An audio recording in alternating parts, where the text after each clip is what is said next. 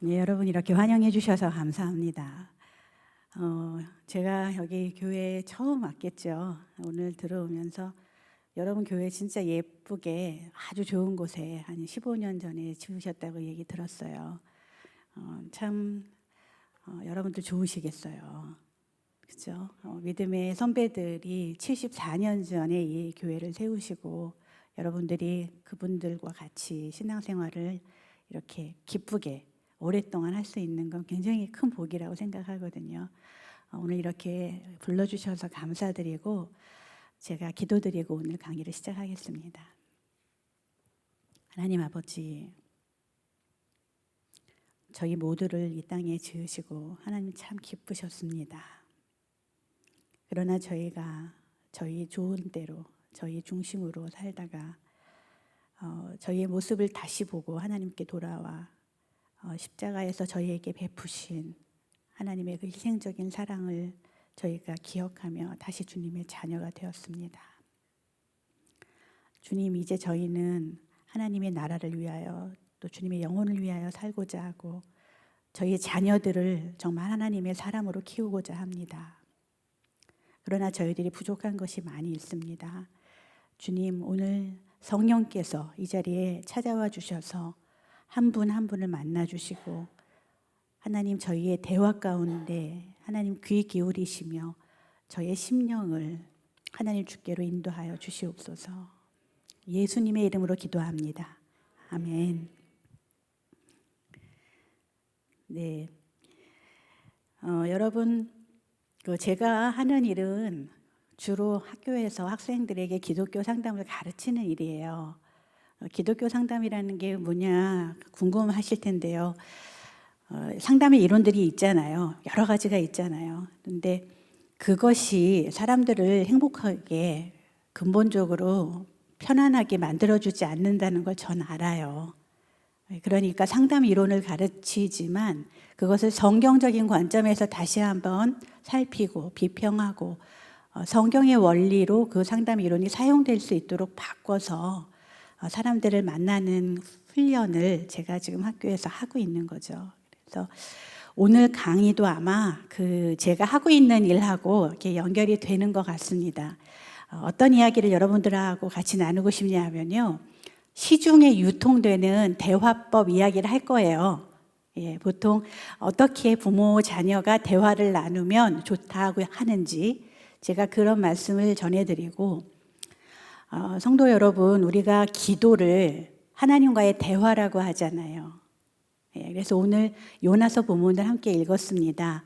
이 요나서 본문을 저희가 하나님께로 받은 상태에서 하나님과 이 말씀을 가지고 대화를 나눠본다면 우리의 기도는 어떻게 달라질 수 있을까? 두 번째 주제는 하나님과 우리와의 대화 이야기를 조금 하겠습니다. 그리고 마지막 우리가 지금 자녀들을 놓고 걱정이 많잖아요. 저는 지금 27, 23살 된 아들 둘만 키워요. 그런데 말입니다. 이들이 이제 드디어 슬슬 시작을 하죠. 내 10대와 20대를 교회에 다 갈아 넣었는데 나에게는 남은 게 없다는 거예요. 저한테 진짜 그런 이야기를 지금 하기 시작하고 슬슬 이제 올해까지만 다니면 이제 교회를 안 다닐 겁니다. 이런 이야기를 시작을 해요. 제 아이들조차도. 그러면 여러분 자녀들은 어떠세요? 저희가 사실 믿음이 우리 자녀대에서 전승이 되지 않으면 믿음은 그냥 이 믿음의 세대가 끊겨가는 거거든요. 여러분의 이 교회가 74년 동안 하나님의 축복 가운데 이만큼 성장하고 또 교회가 이렇게 발전했어요. 그런데 다음에 이 교회를 채우고 이 교회를 위해 일할 사람이 없으면 그러면 어떻게 하면 좋겠냐는 거죠. 그러면 우리가 어떻게 우리 믿음의 대화를 자녀들하고 나눌 때 우리의 믿음이 우리 후손에게 잘 전달될 수 있을까? 이것이 제가 여러분들하고 세 번째 같이 나누고 싶은 주제입니다. 이렇게 한 1시간가량 여러분하고 이야기를 나눠보겠습니다. 강의 이제 PPT 제가 드린 거 한번 올려와 주시겠어요? 예, 그래서 지금 이제 팬데믹 시대니까 집콕 시대라고도 하잖아요. 어떤 일들이 우리 가정에서 일어나고 있는지, 또 그래서 우리가 가족 대화를 어떻게 하면 좋을지, 또 요나와 하나님과의 대화를 통해서 우리의 기도는 어떻게 달라지면 좋을지, 마지막 팬데믹 시대에 우리가 우리 자녀들과는 어떤 믿음의 대화를 하면 좋을지, 이제 이런 이야기를 같이 나눌게요. 다음 화면 주세요. 여러분들 오늘 잘 오셨어요. 오후 예배 오시는 거 쉽지 않거든요. 저도 알아요. 피곤하고 집에서 좀 쉬고 싶은데 이렇게 이 자리까지 여러분 와주셔서 참 감사하고, 저희가 팬데믹 시대를 맞으면서 여러분 가정 안에는 각각 어떤 변화들이 있나요? 일단 저는 하루에 7끼를 차려야 돼요. 놀라셨죠? 예, 남편 재택 시작하니까 아침 6시, 낮 12시, 저녁 6시 남편 3번 차리고요. 아이들 둘이 아침 식사를 따로 합니다. 6시 35분, 8시 한 번씩 다시 차려요. 그리고 알바하는 세븐일레븐에서 찍고 알바하는 우리 막내가 또 3시와 10시, 밤 10시 반에 한 번씩 더 드세요. 그런데 제가 집에 있잖아요. 중요한 거는 비대면 강의가 계속되기 때문에 저도 학교를 안 나가거든요. 그러면 엄마가 집에 있는데 네가 알아서 챙겨 먹어 하기는 어렵지, 어머니들. 예, 어머니들은 다 공감하실 거예요. 그러니까 저는 지금 남편도 큰아이도 뭐 작은아이도 이렇게 집에서 7끼를 같이 먹으면서 막 뒹굴고 있거든요. 요즘에 삼식시도 별로 환영을 못 받잖아요. 그런데 7끼를 차리려니까 정말 저도 너무 힘이 든데, 이제 이 이야기는 집마다 이 코로나 시대에 여러 가지 어려운 일들이 일어날 수 있겠다는 거예요. 그래서 여기 보시면 밥 많이 하시죠? 네, 그리고 집에서 많이 먹어요. 식비가 많이 들어가요. 네, 또 식비가 많이 올랐어요. 장바구니 물가가 보통 오른 게 아니에요. 그리고 두 번째는 같이 지내는 시간이 늘어났어요. 성도 여러분, 가족끼리 관계가 좋잖아요. 그러면 같이 지내는 시간이 많으면 천국 같아요. 와, 맞아. 남편하고도 아이들하고도 시간을 같이 못 보냈는데 참 좋다.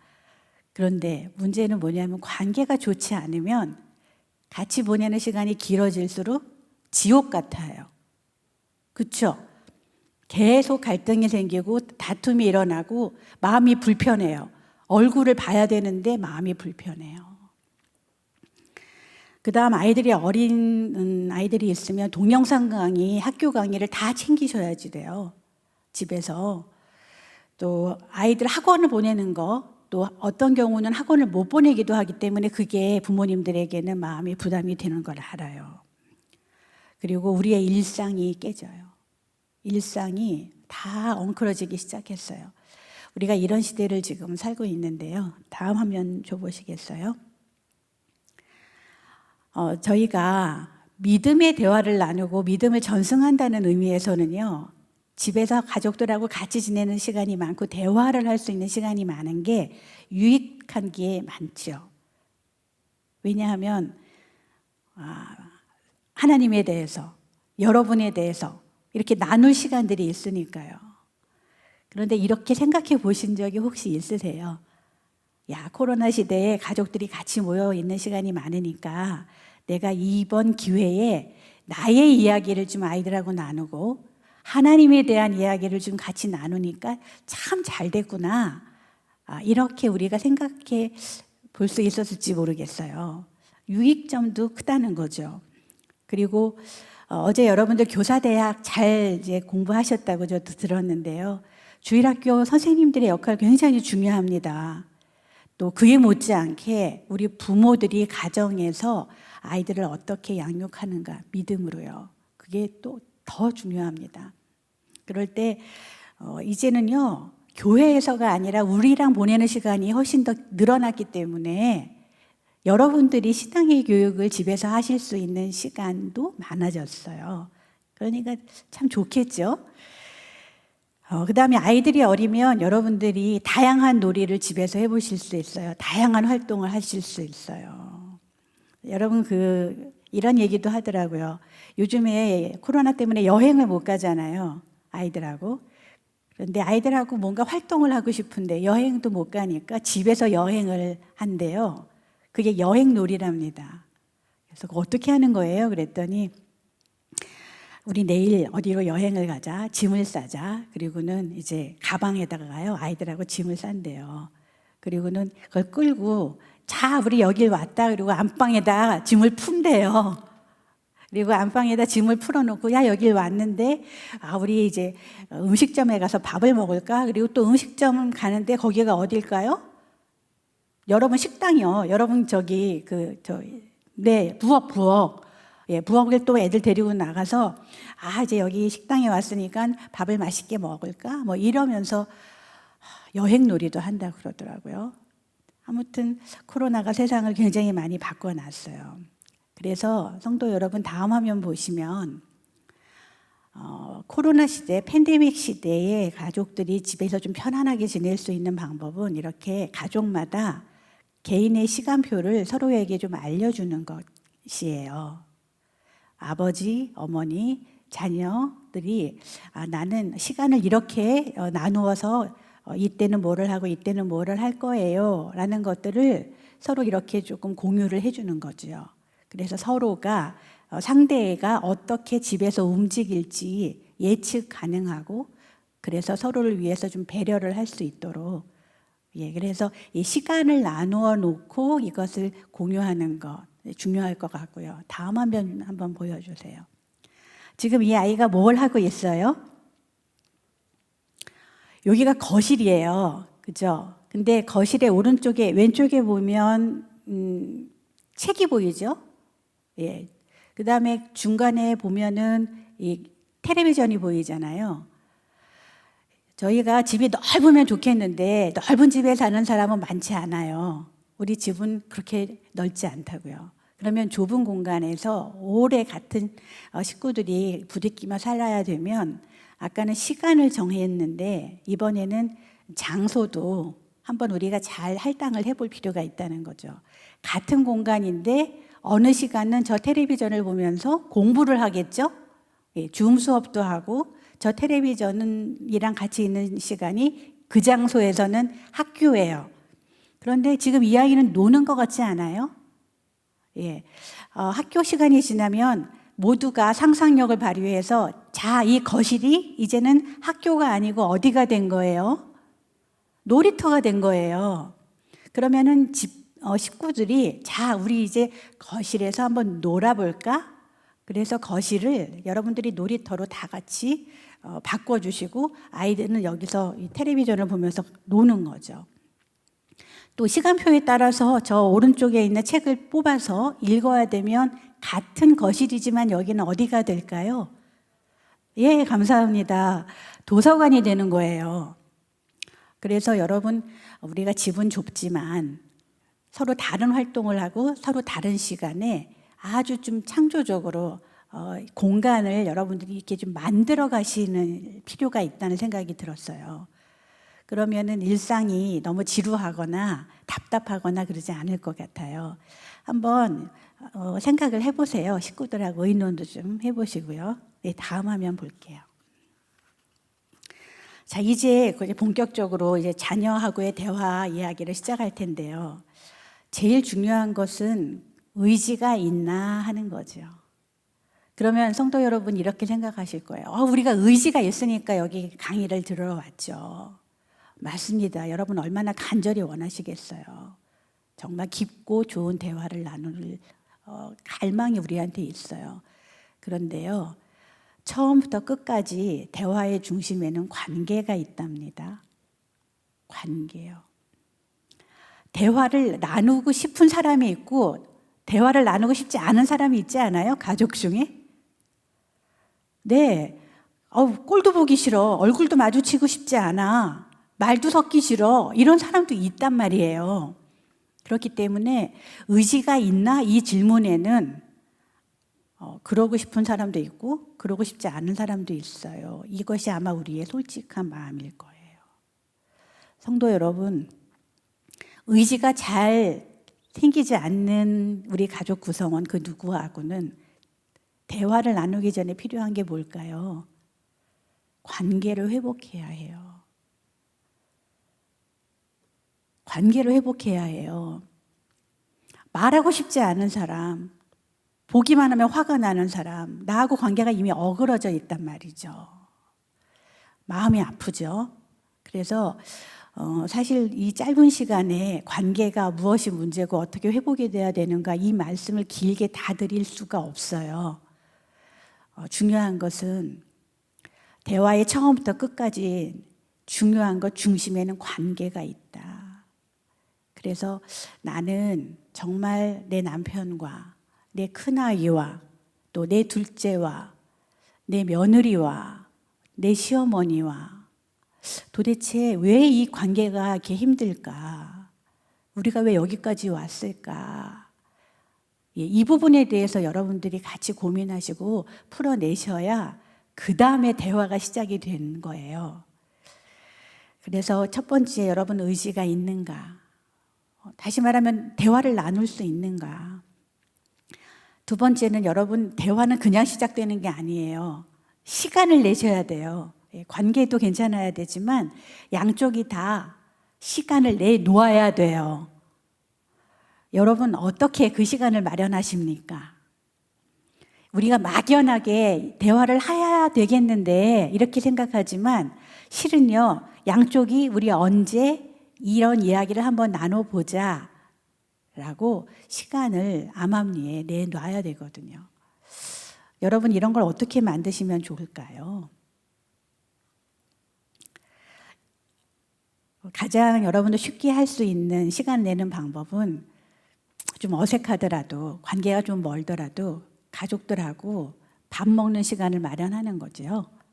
예, 식사 시간. 그리고 우리 둘째하고 둘만 그 맥도날드 이런 데 가가지고 내가 좀 어색하지만 먼저 손을 내밀고 맛있는 거를 사주면서 기회를 봐야 되겠다. 여러분의 시간을 내셔야 되고 부부가 멀어요. 그러면 어떻게 하면 좋아요? 별로 말하고 싶지는 않지만 여행을 한번 생각해 보시는 것도 좋아요. 시간을 내셔서 우리 가까운데 아주 가까운데 뭐 산책하는 시간도 좋고 1박 2일 여행을 한번 잡아보셔도 좋고 예, 시간을 내시면 좋겠고 그 다음에 분위기도 만드셔야 돼요. 예, 여행을 가거나 좋은 음식점을 가거나 하면 분위기가 살지 않습니까? 그래서 시간과 분위기를 만드는데 그 다음에 이제 어떻게 시작하면 좋을지 무엇을 어떻게 말하면 좋을지 예, 그게 이제 관건이 되겠죠. 그래서 다음 화면 한번 보시면 가족 상담학자들이 이런 얘기를 해요. 다음 이 네 가지가 제대로 소통이 안 되면 이 네 가지가 부정이 되면은 대화가 안 되는 거래요. 자, 이제부터는 이제 진짜 대화법, 시중에 돌아다니는 대화법에 대한 이야기를 나눌 텐데요. 대화의 요소 네 가지가 있답니다. 근데 이 네 가지 중에 어느 하나가 무시가 되거나 부정이 되면 대화가 안 된다는 거예요. 자, 그러면 대화의 네 가지 요소를 뭐라고 이야기할까요?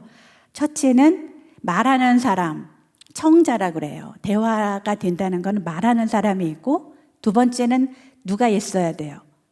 예, 감사합니다. 열심히 잘 들어주셔서. 듣는 사람이 있어요. 그 다음에 말을 하는 상황이니까 말의 내용이 있겠죠? 전달하는 내용이 있겠고 더 중요한 거는 이 내용이 전달되는 맥락, 상황이 있다는 거예요. 이 네 가지 중에 어느 한 가지가 부정이 될 때는 대화가 기분 좋게 잘 안 된대요. 자, 제가 예를 하나 들어볼게요. 여러분 자녀가 이렇게 말해요. 아버지, 저 이제 가수가 좀 돼볼까 합니다.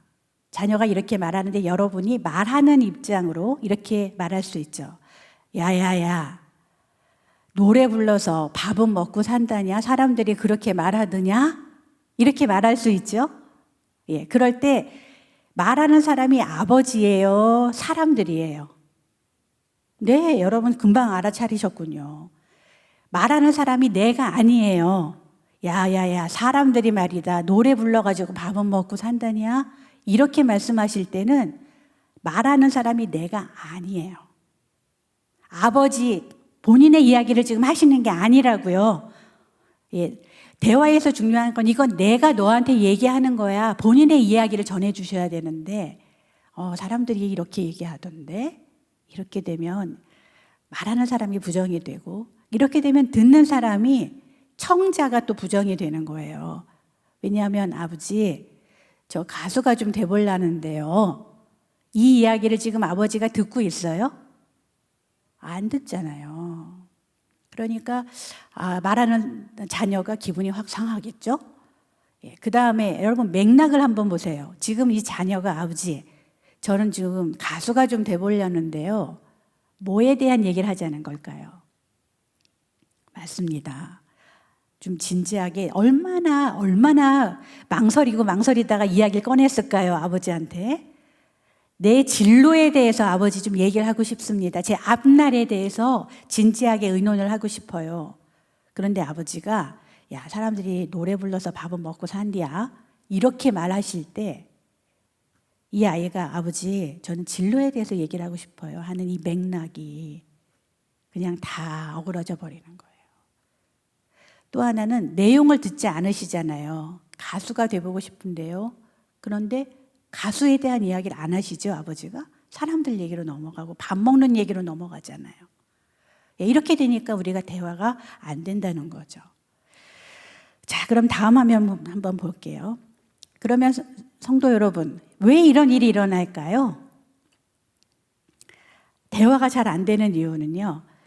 말하는 사람과 듣는 사람의 욕구, 서로 바라는 게 달라서 그렇대요. 그렇죠. 여기서 아버지 말하는 사람이 야 노래 불러서 밥은 먹고 산다니 이렇게 말하실 때 이 아버지는 아들을 사랑하지 않나요? 사랑합니다. 너무 사랑합니다. 내 아들이 어떻게 되길 바래요? 잘 되길 바래요. 노래 불러서 정말 생활고에 그렇게 찌달리면서 경제적으로 어렵게 사는 거 원하지 않으시는 거죠. 맞죠? 아들 사랑하거든요. 나는 네가 좀 편하게 살았으면 좋겠어. 아버지의 바람이에요.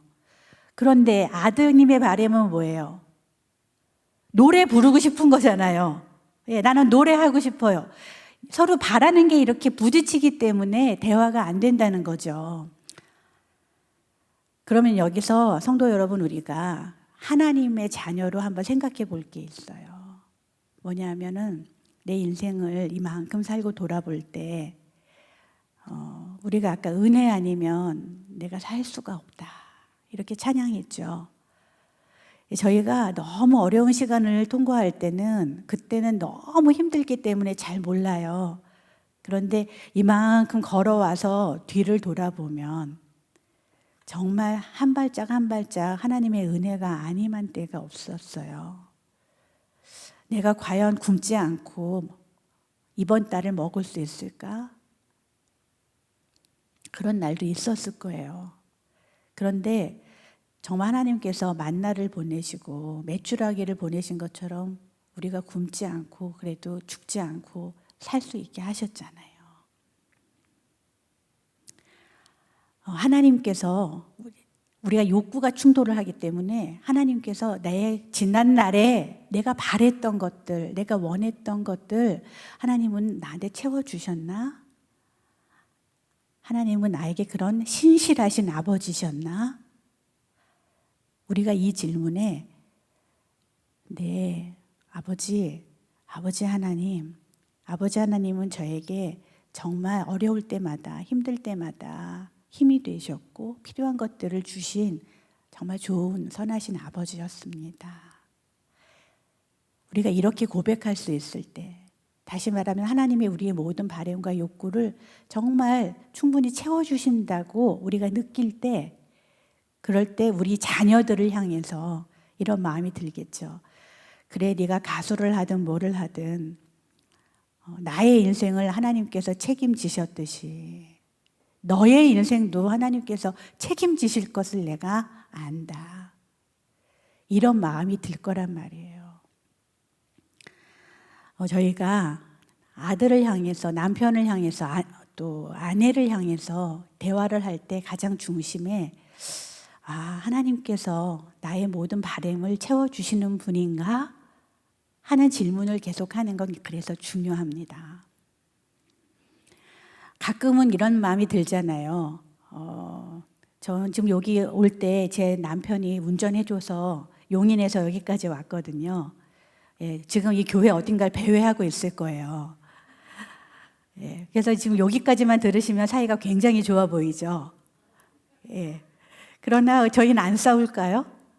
아유, 그럴 리가요. 예, 제가 제 남편하고 살면서도 제 남편 어떤 사람이냐면 아까 이제 우리 김진영 목사님하고 먼저 좀 만나서 대화를 나누면서 저는 제 남편하고요 그 교회에서 만났어요. 제가 성장한 교회에서요. 초등부 때 만났어요.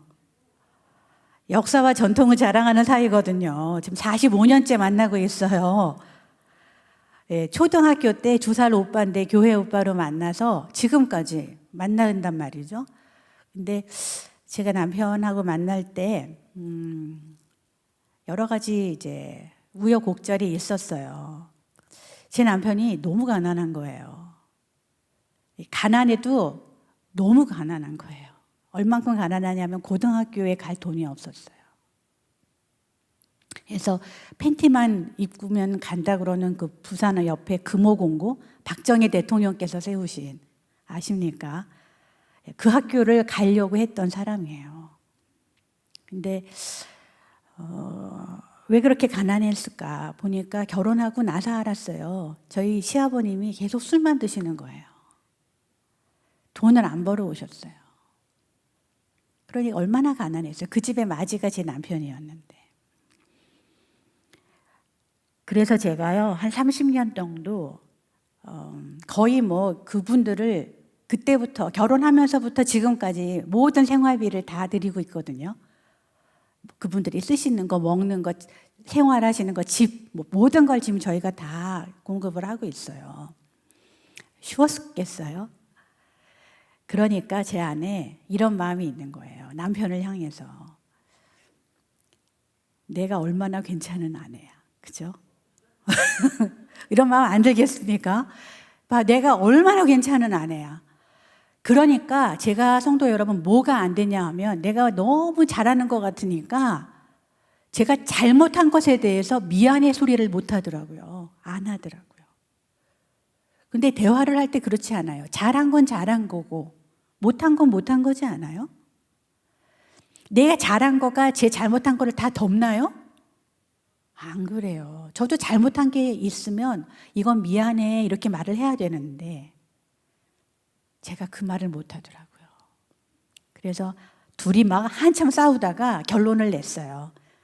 그래, 내가 미안해가 안 된다. 앞으로는 미안해를 할게. 여러분, 제 남편도 미안해를 못했어요. 왜 못했을까요? 너무 미안한 거죠. 네? 사람이 말입니다. 너무 미안하면 미안하다는 말이 안 나오지 않아요? 면목이 없는 거예요. 면목이 너무 와서 고생만 하고 우리 집안에 뭐 엄청나게 많은 것들을 지금 이 여자가 주고 있으니까 면이 안 서니까 미안해 말이 안 나오는 거예요. 그런데 사실은요 잘못했을 때 미안해 이 말 한마디 하면은 다 풀리죠 마음이. 예. 근데 우리 둘이는 미안해를 못하니까 이야기가 계속 골로 가는 거예요. 그랬다는 걸 저희들이 알면서 우리 이제 미안하면 미안하다고 하자. 잘한 건 잘한 거고 못한 건 못한 거야. 이렇게 해서 저희가 조금씩 돌파구를 찾기 시작했어요. 근데 성도 여러분, 우리는 죄인인데 구속을 받아서 하나님의 자녀가 됐다고 하는 그 교리를 믿고 있어요. 뭐 잘한 건 잘한 거고 못한 건 못한 거지 이런 정도가 아니고요. 여러분, 우리가 다 뭐라 그래요? 죄인이라고 그러잖아요. 죄인. 죄인이라는 거는 한계가 있다. 부족하다. 연약하다. 내가 인간인데 하나님처럼 하려고 그랬다. 내가 인간인데 하나님이 되려고 그랬다. 이런 말이 다 들어가 있죠. 사실 I'm sorry, 미안해요. 이 말을 못한다는 것은요. 잘 생각해 보셔야 돼요. 그럼 내가 하나님 앞에서 죄인이다라는 거는 받아들이나. 갑자기 이 말씀 들으니까 좀 서늘해지죠? 마음이. 여러분, 하나님 앞에서 나는 죄인입니다 하실 수 있는 분들이라면 우리의 이웃, 내 가족 앞에서도 미안합니다. 내가 이렇게 부족합니다. 내가 이렇게 연약합니다. 이런 이야기를 할 수 있으면 좋지 않을까요? 예, 그게 우리가 죄인인데 하나님께 받아들여진 자녀가 된 거잖아요. 또 그래요. 여러분, 우리가 좀 잘못하고 부족한 게 있어도 하나님의 자녀니까 당당한 거 아니에요? 예, 하나님이 우리를 지으시고 너무 기뻐하셨대잖아요. 이 우주를 지으신 하나님께서 우리를 얼마나 사랑하셨으면 우리 한 사람을 살리기 위해서 그분의 하나밖에 없는 아들을 아끼지 않으시고 십자가에 보내셔서 그가 죽음으로 우리를 살렸다고 말씀하시잖아요. 성도 여러분, 우리가 대화 이야기를 하기 전에 관계를 생각해 보면 말이에요. 하나님과 우리의 관계를 먼저 생각해 보면 말이에요. 우리는 우리의 욕구, 우리의 원하는 것을 이렇게 내세울 수가 없는 사람들입니다. 여러분, 목숨이 붙어 있어야 우리가 바라는 것들도 있고 바라는 것들도 이루죠. 제가 어저께 남편하고 이제 둘이 이런저런 얘기를 하다가 내가 지난 30년 동안 당신하고 이런 관계로 시댁에게 이런 것들을 이렇게 하면서 살 수밖에 없었던 것은 이렇게 말했어요. 예수님이 나를 살리고 그분이 돌아가셨기 때문이야. 제가 정말 그렇게 얘기했어요. 여러분, 우리가요, 예수님 덕분에 새로운 생명을 부여받았고 예수님이 부활하신 것처럼 우리도 다시 살아난다 그러고 우리 김준영 목사님 지난주에 주일 설교 예배 때 영원한 생명, 영원한 삶에 대해서 말씀 나눠주시더라고요. 우리가 사는데 어떻게 산대요, 이제? 영원히 산다 그러잖아요. 이것이 하나님 덕분에 우리에게 주어진 은혜라면 우리는요, 다른 사람들하고의 관계에서 I'm sorry도 할 수 있고요. 더군다나 더 나아가서 당당해질 수도 있는 거예요. 내가 누군지 알아? 내가 말이지, 요즘에 금수저, 은수저, 흑수저 이런 얘기 하잖아요. 금수저 위에 다이아몬드 수저가 있대요. 들어보셨어요?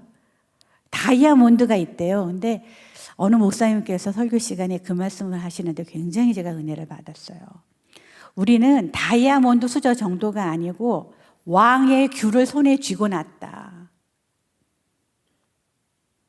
왕의 귤을 우리는 손에 쥐고 태어난 사람들이에요. 왜요? 왕 같은 제사장이고 우리 모두가 예수 그리스도 덕분에 거룩한 나라가 됐잖아요. 그럼요. 우리가 얼마나 어깨 딱 펴고 당당하게 살 수 있는 사람들인데요. 우리가 가난해도 별 볼 일 없이 보여도 여러분, 이 우리의 당당함과 죄인인데 받아들여졌다는 이 우리의 신앙이 사실은 관계에서 여러분들이 모든 관계를 다시 생각해 볼 수 있는 큰 힌트가 되기를 바라요. 예, 그래서 여러분 미안해 할 수 있는 사람한테는 해야 되는 사람한테 미안해 하시고 암만 생각해 봐도 이건 너무한데 그럼 여러분들 주장하시면서 좀 당당해 두시고 예, 이렇게 되면은 좋겠어요. 그래서 제가 그 대화가 잘 안 되는 이유, 나와 상대의 욕구가 부딪혀서 하는 그 화면을 조금 더 설명을 드려볼게요. 화면 한번 다시 줘보세요. 보세요. 이제 조금 이제 실제적인 장면으로 와서 여러분 밤에 여러분 남편하고 또는 아내하고 대화를 나누고 싶어요. 근데 나는 쉬고 싶고 상대는 얘기를 하고 싶어요. 욕구가 부딪히죠. 그럼 대화가 돼요? 안 되는 거예요. 이때는 어떻게 해야 돼요? 우리 얘기를 할 수 있는 시간을 언제로 잡아서 다시 하셔야 돼요. 예. 그 다음에 나는 아이가 공부를 잘했으면 좋겠는데 아까 말씀드린 대로 우리 아이는 음악을 하고 싶대요. 욕구가 이렇게 부딪히면 대화가 안 돼요. 예. 말씀드린 대로 하나님이 내 욕구를 과거에 다 채우셨으면 우리 아이의 바람도 채우지 않으시겠나. 예, 이런 마음으로 저희가 다시 한번 확인하고요. 나는 괜찮은 부모가 되고 싶어요. 그런데 상대는 이렇게 말하는 거죠. 엄마는 엄마도 아니에요. 여러분 이런 말 안 들어보셨으면 다행이에요. 아버지는 아버지도 아니에요. 막 이렇게 눈을 부리뜨고 사춘기가 되면 아이들이 우리한테 그러기 시작하죠.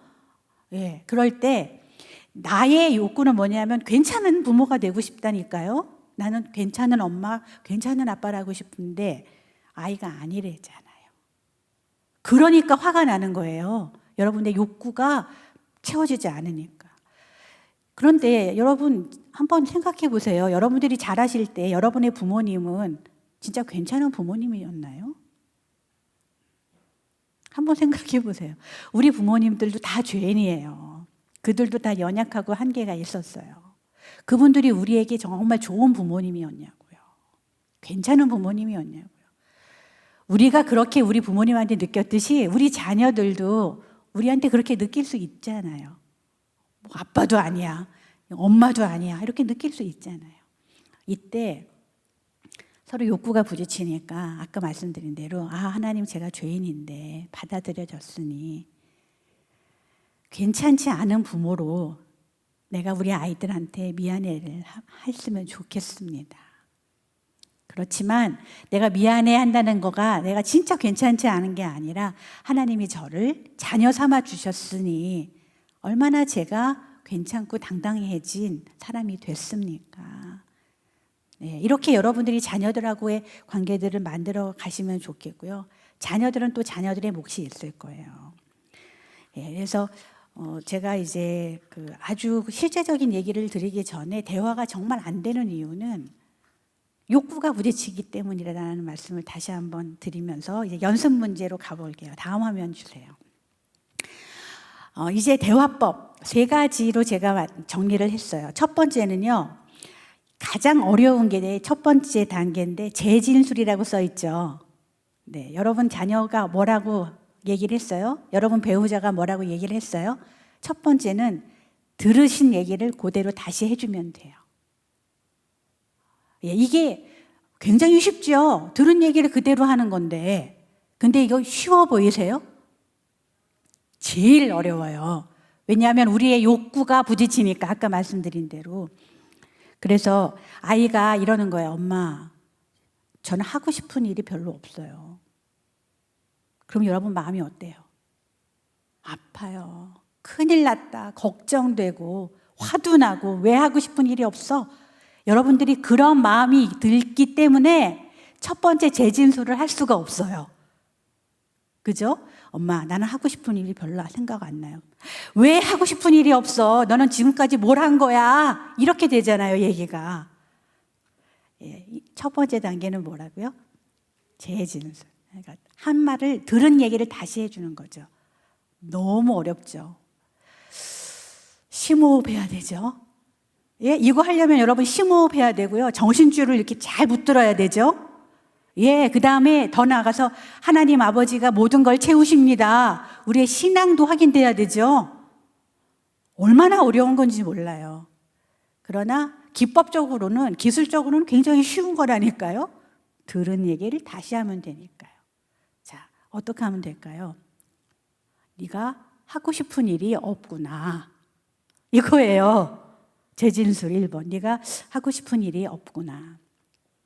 성도 여러분, 이게 굉장히 어렵지만 재진술이 굉장히 중요한 거는 재진술만 하면 아까 말씀드린 대화가 안 되는 그 4가지가 있었죠.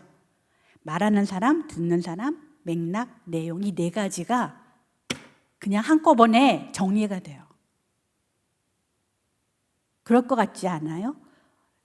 엄마, 내가 하고 싶은 일이 없어요. 네가 하고 싶은 일이 없구나. 여러분, 이렇게 얘기를 하실 때 듣는 사람이 존중이 되죠. 그 다음에 내가 말하고 있죠.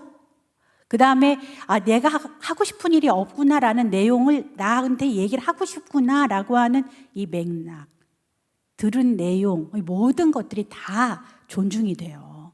놀라운 일이 벌어지는 거죠. 그래서 성도 여러분, 너무 어렵지만 한번 해보세요. 이거는 진짜 요즘에 오은영 박사님이 굉장히 유명해지셨잖아요. 그죠? 오은영 박사님이 그렇게 말씀하신대요. 뼈를 깎는 고통을 감수하더라도 금쪽의 처방을 지켜라, 이렇게 말씀하신대거든요. 대화법의 처방은 첫 번째는 힘들어도 들은 얘기를 다시 해보는 거. 네가 하고 싶은 일이 없구나. 그다음에 두 번째는 그 이야기를 하고 있는 사람을 공감하는 거예요. 여러분, 20살이 될 때까지 하고 싶은 일이 없어요. 마음이 어떨까요? 자녀가. 여러분보다 마음이 더 아픈 건 자녀예요. 여러분보다 마음이 더 깜깜한 건 자녀예요. 그러면 마음이 너가 이렇겠구나 라는 말씀을 전해주는 게 공감이에요. 네가 하고 싶은 일이 없구나. 그래서 마음이 참 답답하겠구나. 절망스럽겠구나. 정말 불안하겠구나. 이런 아이의 감정이 있을 거 아니에요. 그거를 여러분들이 생각해서 전해주는 것, 공감해주는 것. 그러나 대화에는 듣는 사람도 있지만 말하는 사람도 있지 않습니까? 나는 어떨까요? 그럼 나는 엄마 아빠로서 그 얘기를 들을 때 여러분이 느끼고 여러분이 어떤 입장인지도 그 다음 전해주시는 거예요. 그런데 내가 그 얘기를 들으니까 나도 가슴이 좀 답답하고 힘들어. 나도 사람인데요. 나도 좀 답답하고 힘들어. 여러분의 입장을 표현해 주시고 그 다음에 네 번째는 협의와 부드러운 요청이에요. 협의와 부드러운 요청. 그래, 너가 지금 하고 싶은 일이 없어서 답답하고 엄마도 그 얘기를 들으니까 가슴이 좀 불안한데 우리 이제 어떻게 해볼까? 그게 협의를 하는 단계죠. 그래, 너는 그러면 좀 어떤 걸 해보면 좋겠니? 또는 내가 너를 어떻게 도와주면 좋겠니? 협의와 부드러운 요청. 이렇게 해서 대화가 진행이 된다면 훨씬 낫겠죠, 여러분? 드디어 나올 게 나왔어요. 아이가 교회 안 다니고 싶어요, 이제 이렇게 말했습니다. 자, 여러분 어떻게 하죠? 교회를 안 다녀? 이렇게 나오잖아요. 우리가 처음에 제일 어렵다고요. 첫 번째 단계가. 자, 어떻게 하죠? 네, 감사합니다. 어렵겠죠? 네가 교회를 안 다니고 싶구나. 네, 두 번째 공감. 교회를 지금까지 다녔는데 안 다니고 싶다는 말을 하려니 그동안 네가 마음이 많이 상했나 보다. 뭐가 좀 섭섭한 게 있었나 보다. 네, 공감이에요. 그 다음에 엄마나 아버지의 입장도 표현해 줘야 되죠. 내가 그 얘기를 들으니까 가슴이 무너지는 것 같아. 너무 속이 상해. 엄마가 정말 너무 슬퍼. 나도. 그렇잖아요. 우리가 자녀한테 그런 얘기를 들을 때. 여러분의 입장도 얘기를 해주시고 마지막으로 협의와 부드러운 요청. 그러면 어떻게 해볼까? 너는 어떻게 해보면 좋겠니? 우리 아이가 그럴 때가 있었어요. 고등학교 때. 실제로 이제 교회를 안 다닐래요. 제 남편이 이렇게 말했어요. 그 얘기를 들으니까 참 당황이 되는데 엄마 아빠가 살아있는 동안까지만이라도 이렇게 정말 얘기했어요. 우리 엄마 아빠가 눈 뜨고 살아있는 동안만은 네가 교회를 떠나지 않았으면 좋겠다. 이렇게 아주 간곡하게 부탁을 하더라고요. 그래서 그 위기가 한번 지나갔거든요. 협의와 부드러운 요청. 자, 이제 배우자 편으로 넘어가 볼게요. 연습 문제 배우자 편. 다음 화면 주세요. 여러분, 배우자가 여러분한테 이렇게 말합니다. 당신이 나한테 해주는 게 뭐가 있어? 자, 이렇게 되면 우리의 욕구가 충돌하죠. 이 말 들으면 여러분 어떠실 것 같아요? 그럼요. 그럼 내가 지금까지 당신한테 하나도 해준 게 없단 말이야? 아, 너무 억울하네. 너무 화가 나네. 이렇게 되잖아요. 그래서 1단계를 하려면 어떻게 해야 된다고요? 심호흡하고 정신 잘 붙들고 하나님의 은혜를 구하고 이 3가지를 하시면서 자, 재진술. 내가 당신에게 해주는 게 별로 없구나. 이렇게 말해야 돼요. 이거 난이도 최상이죠. 예, 그러나 이것만 되면 그 뒤는 다 된다니까요. 예, 그래서 내가 당신한테 해주는 게 별로 없구나. 공감. 만약에 그렇게 느꼈다면 되게 서운했겠다. 정말 너무 절망스러웠겠다. 너무 힘들었겠다. 배우자의 마음을 알아봐 주는 거예요. 그러나 나도 내 입장이 있죠. 그런데 나도 사실 당신하고 지내면서 이런 것들은 좀 힘들었어요. 여러분 1단계, 2단계를 하면요 상대의 마음이 많이 가라앉아요. 그래서 3단계에 여러분의 이야기를 들을 준비가 좀 되는 거죠. 예, 그래서 여러분의 입장을 얘기를 한 다음에 마지막에는 똑같아요. 협의와 부드러운 요청. 그러면 어떤 것들을 서로 조금 더 개선을 해보면 좋을까요? 뭐를 좀 해주면 좋겠어요? 내가 아내로, 내가 남편으로 뭐를 좀 더 해주면 좋겠어요? 그래서 현실적으로 여러분들이 서로에게 해줄 수 있는 것들을 주고받고 약속을 하고 협의를 하는 거죠. 예, 여러분 남편이 여러분한테 이렇게 말합니다. 돈 좀 아껴 써. 이렇게 말합니다. 그러면 제일 먼저 여러분 마음에 뭐가 올라가죠? 돈을 좀 많이 벌어다 주면서 그렇게 얘기를 하면 말을 안 해 내가 막 이런 마음 들잖아요. 그래서 참 어렵단 말이죠. 1단계가. 1단계 재진술 연습해 보세요. 어떻게 하죠? 내가 돈 좀 아꼈으면 좋겠군요. 심장이 벌렁벌렁 뛸 만큼 화가 나더라도 내가 돈을 좀 아꼈으면 좋겠군요. 내가 돈을 펑펑 쓸 때 당신 아슬아슬했겠어요.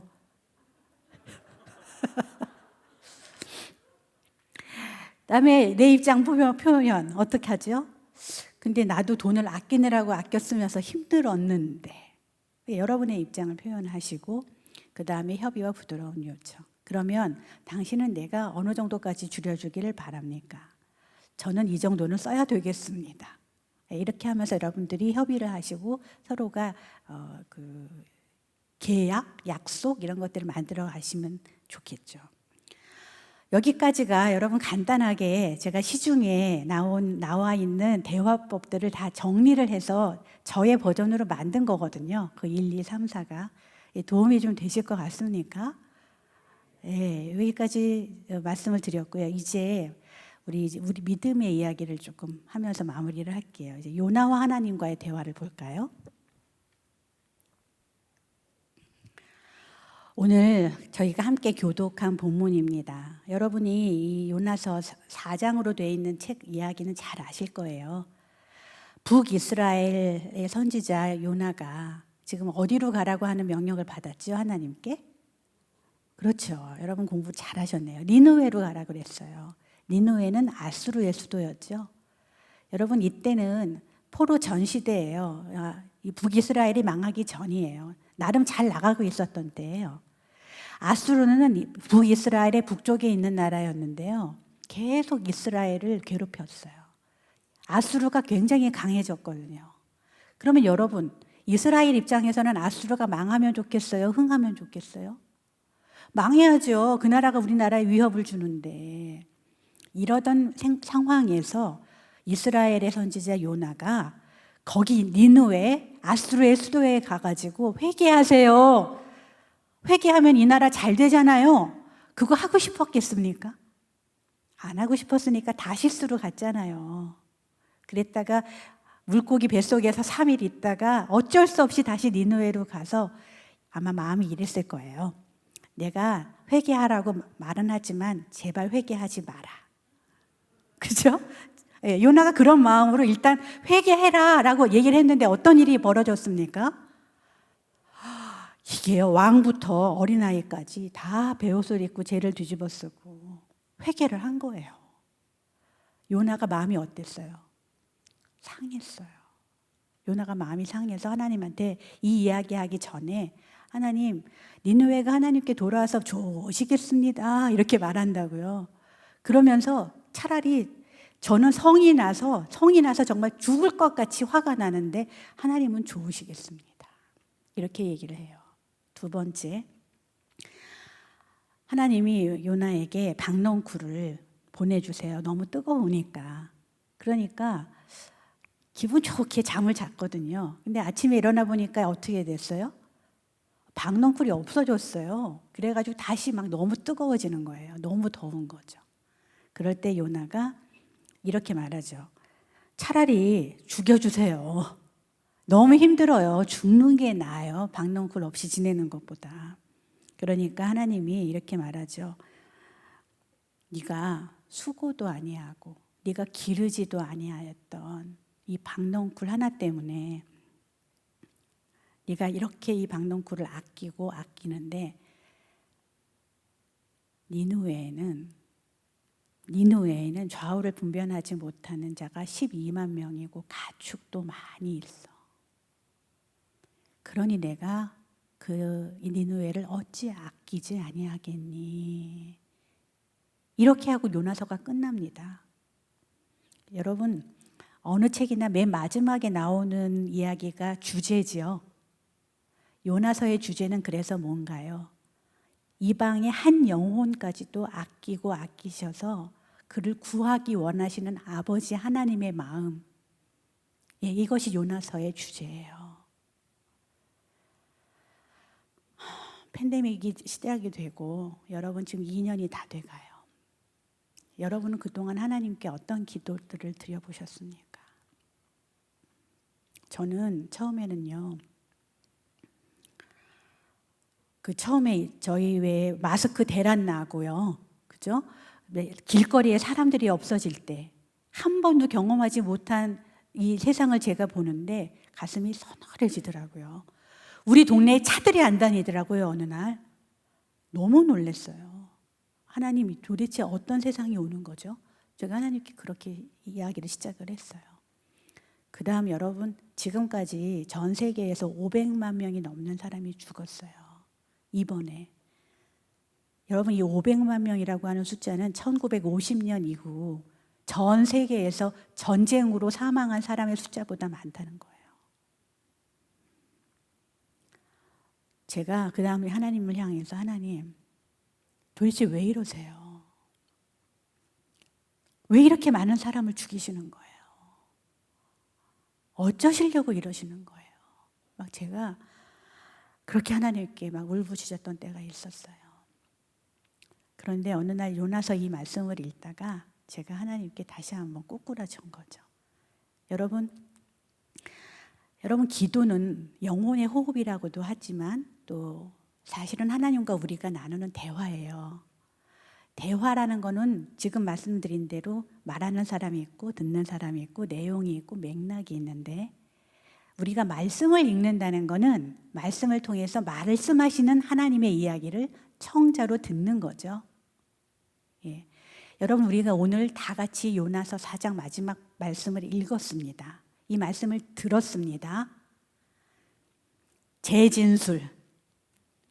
예, 여러분, 우리가 대화법 배운 것을 우리가 기도하는데 한번 적용해 보자는 거죠. 말씀을 읽고 하나님과 대화를 나누는데 적용을 해본다면 여러분 이 이야기를 읽고 재진술을 해본다면 어떻게 될까요? 하나님은 저에게 제가 아끼던 박넝쿨도 주셨다가 가져가시는 분이고 팬데믹 시대를 우리가 살지만 사실은 하나님은 그 어떤 영혼 하나하나라도 아끼고 아끼는 분이시군요. 재진술이에요. 공감. 하나님의 마음을 우리가 한번 공감해 볼까요? 성도 여러분. 여러분, 우리가 매일 하나님께 우리만 알아달라고 얘기하잖아요. 하나님, 제 마음만 알아주세요. 제 마음을 좀 알아주세요. 저를 좀 공감해 주세요. 우리 이런 기도는 올리지만 우리와 인격적으로 소통하시는 우리 아버지 하나님의 마음을 우리가 정말 적극적으로 공감해 보려고 얼마나 노력을 할까요? 기도 시간에 말씀을 읽으면서. 공감을 하면 어떻게 되죠? 하나님은 이 어려운 재앙을 우리에게 주시면서 마음이 얼마나 힘드십니까? 그렇게 아끼는 영혼들이 이렇게 많이 죽어가는데 당신 마음도 얼마나 안타깝겠습니까? 공감. 그 다음 우리의 입장 표현. 하나님, 그런데 팬데믹 이 코로나 시대에 제 박넝쿨도 엄청 많이 없어졌어요. 여러분, 사업장 괜찮으십니까? 여러분, 수입이 줄지는 않으셨어요. 여러분 하시는 학업은 어떠십니까? 하나님, 저도 제 박넝쿨 이거 많이 고장났어요. 없어져 가요. 그래서 저도 마음이 너무 상해요, 하나님. 너무 아슬아슬하고 불안해요, 하나님. 여러분의 입장도 하나님께 이야기해 보시고요. 협의와 부드러운 요청. 그런데 하나님, 지금까지 제가 키웠던 이 박넝쿨 제가 심지도 아니하고 사실은 제가 키우지도 않은 거 알아요. 하나님께서 저에게 주셨던 거고 하나님이 없었으면 제가 여기까지 오지도 못했던 거 알아요. 그러면 하나님께서 그렇게 아끼시는 영혼 위해서 제가 이제는 뭐를 하면 좋겠어요? 제가 하나님 그것을 할 테니까 하나님은 저를 어떻게 도와주시겠어요? 여러분, 우리의 기도가 거기까지 갔으면 좋겠어요.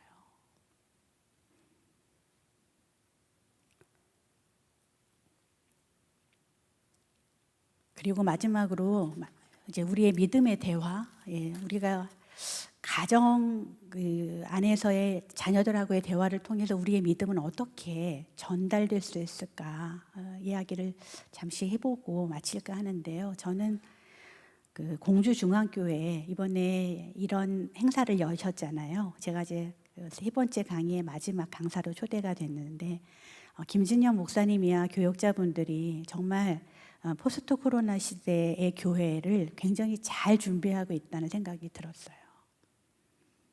네, 가정을 세워야 돼요. 가정이 무너지면 교회가 무너지는 거죠. 왜냐하면 믿음은 부모를 통해서 아이들에게 전달되기 때문에 그렇죠. 성도 여러분, 제 아버님은 40년 정도 한 교회에서 목회를 하셨던 목사님이셨어요. 그리고 교단 일도 크게 하셨던 교단의 지도자기도 하셨었어요. 그런데요, 제가 우리 아버님과 주고받았던 두 번의 대화가 있었어요. 이 두 번의 대화를 통해서 저는 하나님이 누구신지를 알았고 믿음이 뭔지를 알았어요. 성도 여러분, 제가 아버님 살아계시는 동안 강단에 서서 선포하시는 아버지의 말씀을 얼마나 많이 들었겠어요? 그 교회에 출석했으니까. 수도 없이 아버님의 설교를 들었죠. 그러나 아버님의 신앙이 제게 전달될 때는 사적으로 아버지와 제가 나눴던 지금 소개해드릴 이 두 번의 대화, 이걸 통해서 저는 아버지의 믿음을 배웠어요. 첫 번째는 이거였어요. 성도 여러분, 제가 굉장히 가난한 집에 시집 갔다고 했죠. 우리 아버님은 또 그 성도분이 우리 교회 성도잖아요. 교회 오빠랑 결혼했으니까. 예? 너무 잘 알겠죠? 어떤 가정인지. 반대 안 하셨어요. 그 결혼 반대 안 하셨고 결혼하고 한 5년쯤 지났는데 어느 날 우리 아버님이 전화를 하셨어요. 저희 집으로. 은영아, 잘 있냐? 그래요. 그래서 잘 있어요. 근데 그때 우리 아버님이 파킨슨 병이 시작이 됐던 때예요. 파킨슨 병이 뭔지 아시죠? 신경과 근육이 계속 다 힘을 잃어가서 목소리도 조금씩 없어질 때거든요. 그런데 우리 아버님이 목에 힘이 다 빠지셔서 은영아, 근데 내가 너한테 질문이 있어. 전화를 하셔서 그때 저는 이제 시어머니하고 우리 큰아이하고 저하고 낮에 집에 있었는데요. 은영아, 네 옆에 누가 계시지? 이렇게 물으셨어요. 여러분 정답에 감이 오시죠? 목사 아버님이 저에게 네 옆에 누가 계시지? 이렇게 묻습니다. 정답 뭘까요? 우리 아버지는 제가 제 옆에 하나님이 계십니다 라는 말씀을 듣고 싶어서 질문하신 거예요. 그런데 제가요 너무 거면쩍더라고요. 나이가 30이 지나서 우리 아버지한테 정답을 얘기하기가. 그래가지고 저도 참 못됐죠.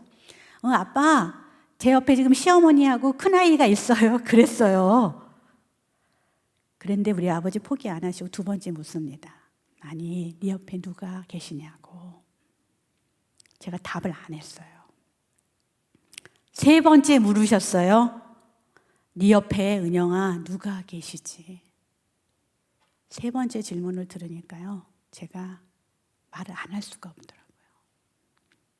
네 아버지, 제 옆에는 하나님이 계십니다. 여러분, 제가 너무 짧게 우리 아버지하고 통화하면서 제 옆에는 하나님이 계십니다라고 우리 아버지께 말씀드렸던 그 제 신앙의 고백이 정말 지금까지 너무나 어려운 일들을 제가 겪고 살아왔지만 이 모든 걸 이길 수 있는 힘을 줬어요. 그랬더니 우리 아버지가 이렇게 말했어요. 은영아, 내가 새벽마다 너를 위해 기도할 때마다 눈물이 나.